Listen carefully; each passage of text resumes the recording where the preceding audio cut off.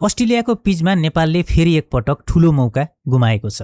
20 ओभरमा नेपालले बनाएको 122 रन विपक्षीले 15 ओभरमै चेज गर्यो। 5 ओभर बाँकी छँदै 8 विकेटको लज्जास्पद हार। आखिर अस्ट्रेलियाको पिचमा नेपाल किन पटक पटक चुकिरहेको छ? आजको खेलमा नेपालले टस हारेर पहिले ब्याटिङ गर्ने मौका पायो, तर सुरुवातदेखि नै नेपालको ब्याटिङमा अपेक्षित आक्रामकता देखिएको थिएन। कुशल भुर्तेल 5 बलमा 0 रनमै आउट भए। त्यसपछि त्रितराज दासले 9 बलमा 13 रन र अनिल कुमार शाहले 9 बलमा 14 रन बनाए। नेपालको इनिङ्सलाई केही हदसम्म सम्हाल्ने काम गरे पवन सराफले। पवनले 49 बलमा 41 रन बनाए, जसमा 3 चौका र 1 छक्का थियो।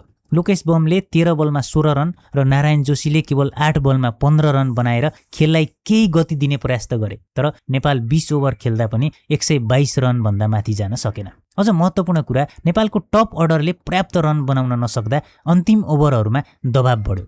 बोलिङतर्फ भने नेपालको प्रदर्शन पूर्ण रूपमा खराब थिएन।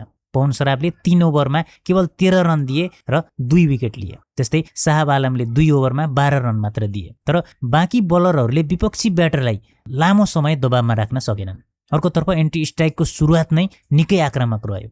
डार्सी सर्ट 18 बलमा 23 रन बनाएर आउट भए। त्यसपछि होगिन बोइजिमले 37 बलमा नट आउट 50 रन बनाए। त्यस्तै जोर्डान सिल्कले त झन् आक्रामक ब्याटिङ गर्दै 28 बलमा 42 रन बनाए। नतिजा एन्टी स्ट्राइकले 15 ओभरमै 123 रन पुरा गर्यो। अर्थात् नेपालले 20 ओभर लगाएर बनाएको 122 रन विपक्षीले 5 ओभर बाँकी रहँदै पार गर्यो।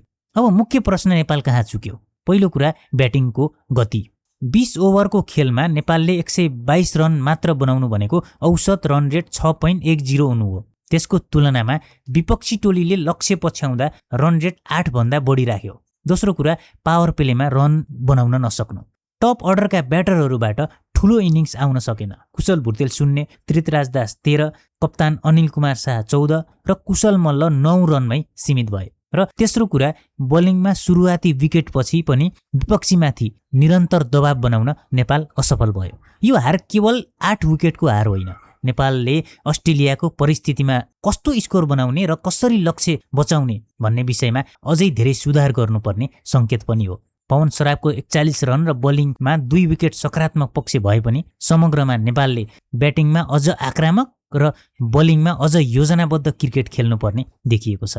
अस्ट्रेलियाको पिचमा नेपाल फेरि चुक्यो, तर अब प्रश्न हारको होइन, अर्को खेलमा नेपालले आफ्नो कमजोरी सुधार्छ कि सुधार्दैन भन्ने हो।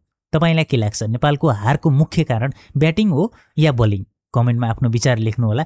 भिडियोलाई लाइक र च्यानललाई सब्स्क्राइब गर्नुभएको छैन भने कृपया सब्स्क्राइब गर्नुहोला भन्दै म यो भिडियोबाट बिदा हुन्छु। जय नेपाल, जय नेपाली क्रिकेट।